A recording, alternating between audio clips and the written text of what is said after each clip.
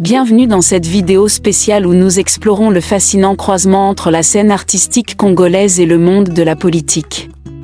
Ces artistes talentueux ont quitté les projecteurs pour s'engager activement dans des causes qui façonnent leur nation.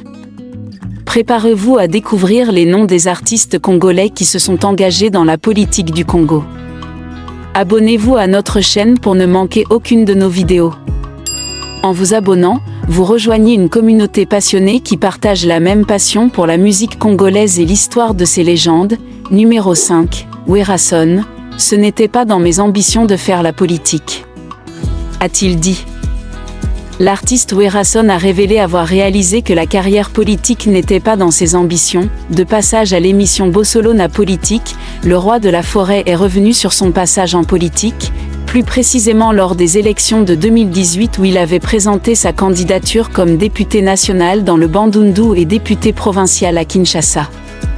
Il avait terminé candidat malheureux dans ces élections et ses recours devant la Cour constitutionnelle n'avaient pas suffi à le réhabiliter.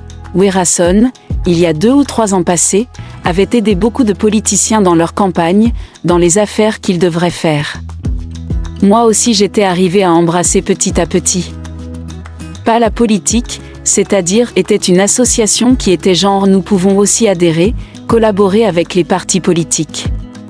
Mais nous étions une association, à nous le Congo. Ce qui a fait que j'avais postulé. Et à la fin, on m'a retiré, a-t-il déclaré, avant de dire encore, c'est le passé. J'avais trouvé que ce n'était pas dans mes ambitions de faire la politique. Numéro 4, Lexus légal.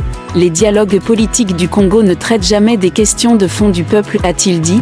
Dende Esakanu Alex Lexus est âgé de 40 ans cette année dont 25 passés dans le hip-hop de la République démocratique du Congo, RDC.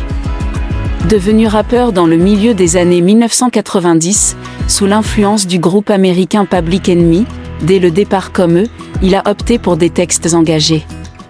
Sa démarche artistique a été récompensée de plusieurs titres honorifiques, notamment en RDC, 3 fois meilleur artiste hip-hop Ndul Awards consacré par l'ensemble de la presse du pays, artiste du cinquantenaire et en Afrique, prix de la Renaissance africaine par Hip Hop Award au Sénégal.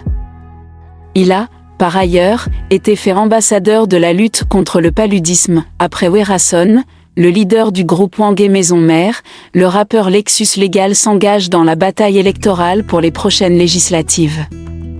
Il sera candidat de la dynamique de l'opposition, coordonné par Martin Fayoulou.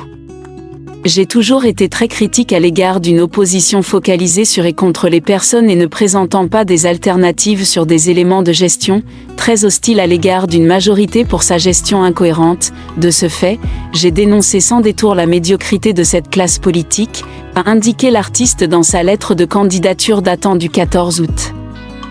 Selon lui, les gens qui s'engagent dans cette course électorale pourraient gêner car ils ne rentrent pas dans cette tradition politique qu'une certaine élite se serait évertuée sans succès jusque-là à ériger en culture politique. Après son échec aux législatives, Alex Dende Esakanu, dit Lexus légal, revient à ses premiers amours, la musique. Déjà, il annonce la sortie de son prochain opus au frais depuis l'année dernière. L'artiste musicien rappeur congolais, Alex Dende Esakanu, dit Lexus légal, est resté la même personne, avant et après les législatives de 2018. Après s'être présenté sans succès à ces élections, il poursuit normalement sa carrière musicale. Il vient d'annoncer la sortie prochaine de son album qui est au frais depuis l'année passée.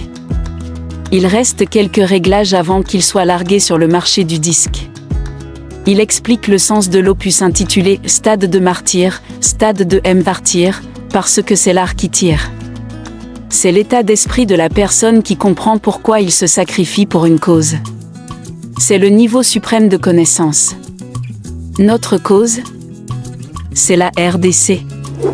Numéro 3, l'artiste musicien Koffi Olomide, né Antoine Christophe Agbepa, a officiellement adhéré au parti Alliance des Forces démocratiques du Congo, AFDC, où il va débuter sa carrière politique aux côtés de son collègue Werason. C'est une nouvelle histoire que va inscrire celui que les amoureux de la rumba congolaise ont surnommé Mopao Mokonzi au sein du parti cher à Modeste Bahati Lukwebo. De la musique à la politique, il y a de quoi dire que le patron de l'orchestre quartier latin, a exprimé tout haut ce qu'il ne cessait depuis un temps de faire comprendre à l'opinion nationale à travers certaines de ses déclarations dans les différents plateaux de télévision. À en croire ses déclarations, le souci primitif du géniteur de Fally Ipupa n'était rien d'autre que celui de pousser les acteurs politiques de la République démocratique du Congo à travailler pour le bien-être de la population. Les plus récentes d'entre elles sont celles faites à propos de la machine à voter durant une période de turbulence politique observée au niveau national, peu avant les élections de décembre 2018. Cet artiste de renommée internationale s'est également prononcé à propos du procès 100 jours de l'ancien directeur de cabinet de Félix Tshisekedi, en la personne de Vital Kamerhe. En effet, le chanteur congolais avait sans embâche manifesté sa colère suite aux sommes d'argent détournées selon le prononcé de la justice de la place. Dans cette même optique, Koffi Olomidé a dernièrement indiqué qu'il n'était pas du tout contre une condamnation sévère de l'ancien ministre de l'enseignement primaire, secondaire et technique, EPST, Willy Bakonga, qui est cité dans des faits de détournement de fonds alloués à la gratuité de l'ensemencement de base. Numéro 2, Adolphe Dominguez, je m'engage en politique parce que la musique ne marche plus, a-t-il dit, ne trouvant plus son compte dans l'art. Adolphe Dominguez dit Tata Mobich pense trouver son refuge dans la politique. Figure emblématique du clan Wenge, ce chanteur congolais reconnaît que sa carrière musicale balbutie à cause des difficultés que connaît la musique congolaise actuellement sur le terrain. Notre secteur est abandonné. Les choses ne marchent plus pas dans notre musique. Personne n'est à l'abri de la réalité actuelle sur le marché. D'une part, les personnes que nous avons placées au Parlement n'ont rien fait pour trouver des solutions aux problèmes qui rongent la musique congolaise. Vraiment, on est déçu de leur mandat, a déclaré le patron de Wenge Tonia Tonia. Piraterie des CD, droits d'auteur, carence des producteurs et interdiction des spectacles de musiciens congolais en Europe. Ce sont des mots qui rongent la musique congolaise. À cela, explique-t-il, s'ajoute la situation économique qui ne permet pas aux fans de se procurer le CD sur le marché à cause de la misère sociale. Par ailleurs, le géniteur de la célèbre chanson En Voyage déplore farouchement le système instauré par l'actuelle génération de musiciens congolais qui lancent chaque 3 ou 6 mois un album. Pour lui, c'est une mauvaise politique qui prouve que le circuit ou l'industrie musicale congolaise fonctionne dans l'imbroglio total. À l'en croire, sa vision est de changer les donnes et d'assurer un contrôle efficace dans la gestion de la chose publique. Tout le temps passé dans la musique avec tout le succès connu m'a permis d'avoir d'office une base électorale assurée dans la capitale. Je connais la souffrance des Congolais parce que nous vivons ensemble. Je pense que les Kinois, particulièrement, mes frères et sœurs, papa et maman de Lukunga, savent quelque chose sur moi. Parce que j'ai les atouts pour les défendre, martèle Dominguez, confondant les fans et l'électorat. Celui qui se fait baptiser grand sapeur de mon pays est très déterminé à gagner une place au futur Parlement de la République. Une fois élu parmi les 50 députés de la ville de Kinshasa, Adolphe Dominguez confirme qu'il va céder Wenge Tonia Tonia à quelqu'un d'autre qui sera considéré comme son dauphin. Cette personne sera choisie pour continuer et diriger l'orchestre.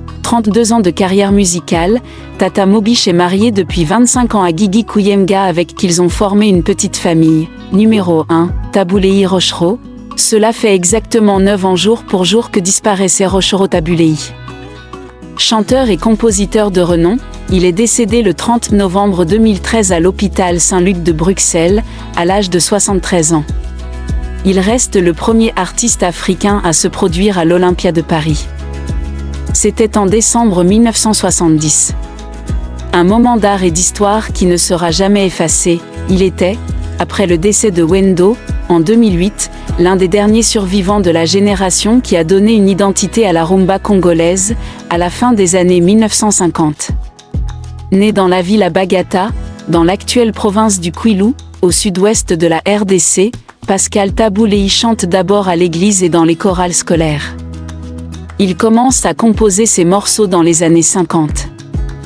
Sa carrière musicale décolle en 1956 après un duo avec le chanteur Grand Calais, considéré comme le père de la musique congolaise moderne. Celui qui sera désormais connu sous le nom de Seigneur Rochereau rejoint alors le Grand African Jazz. Le grand public le découvre à travers les titres Kélia, Adio Tété et Bonbon Sucré. Avec sa formation African Fiesta Flash, il donne une série de concerts à l'Olympia en 1970, 8 ans exactement depuis que tu es parti. C'est le cœur plein de souvenirs que je célèbre l'homme, le père, l'artiste, la légende de l'Afrique, l'homme d'État, le leader et le précurseur que tu as été. Je célèbre aujourd'hui l'infiniment grand Tabu Ley. La voix de la lumière intemporelle avait écrit l'an dernier sur les réseaux sociaux, sa fille Yvette Tabou, qui est également ministre provinciale de la culture de la ville de Kinshasa. À en croire certaines langues, Tabu Ley compterait plus de 3000 chansons à son actif. On retiendra de lui sa longévité sur la scène et son influence sur les jeunes. Il est celui qui avait introduit la batterie dans la rumba, quelques heures avant l'inscription de la rumba congolaise dans la liste représentative des patrimoines culturels immatériels de l'humanité. Le 14 décembre 2021, une conférence scientifique s'est tenue à l'hôtel de ville de Kinshasa sur Tabu Ley Rochoro. Son parcours, son style, ses sources d'inspiration, son héritage. Les professeurs Yokali et Grégoire Lefoba sont intervenus. Pour certains artistes, il fait partie des rois de la rumba congolaise. Tabu Ley avait également embrassé la carrière politique. Il a été député de la transition, vice-gouverneur et ministre provincial de la culture de la ville de Kinshasa. Il a laissé une progéniture que lui-même qualifiait de nombreuse, comptant plus de 80 fils et filles dont certains sont connus dans le monde de la musique tels que Youssoupha, Peggy Tabou ou encore Abel Tabou. Merci d'avoir regardé la vidéo jusqu'à la fin. Si vous avez aimé cette vidéo, n'oubliez pas de vous abonner pour ne manquer aucune de nos futures aventures.